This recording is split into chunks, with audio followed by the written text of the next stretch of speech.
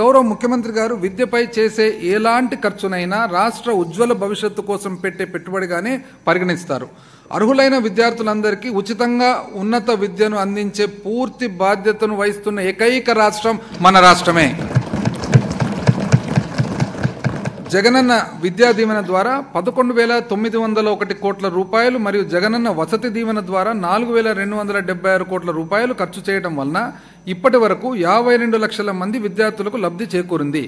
ఉన్నత విద్యలో డ్రాపౌట్ శాతం 2018-19 సంవత్సరంలో 20.37% కాగా 2022-23 సంవత్సరానికి 6.62% గణనీయంగా తగ్గింది.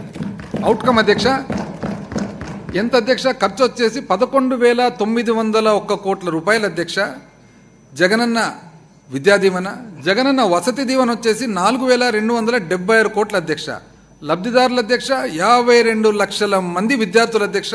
దానివలన అవుట్కమ్ అధ్యక్ష లాభం వచ్చేసి రాష్ట్రానికి డ్రాపౌట్ రేట్ ఏదైతే ఉందో చదువుకుండే వాళ్ళు బడి వదిలిపెట్టిపోయే వాళ్ళు 2018-19 20.37% అంటే 120 మంది పిల్లలు చదువులు మానేసిపోగా ఈరోజు 22-23కి వచ్చేటప్పటికి 6.62% గణనీయంగా తగ్గింది అధ్యక్ష.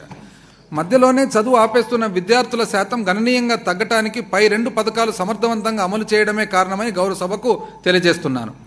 ప్రపంచవ్యాప్తంగా ప్రఖ్యాతిగాంచిన 50 విశ్వవిద్యాలయాల్లో ఉన్నత విద్యను అభ్యసించుట కోసం ఎంపిక కాబడిన ప్రతి పేద విద్యార్థికి జగనన్న విదేశీ విద్య దీవెన పథకం కింద 1,20,00,000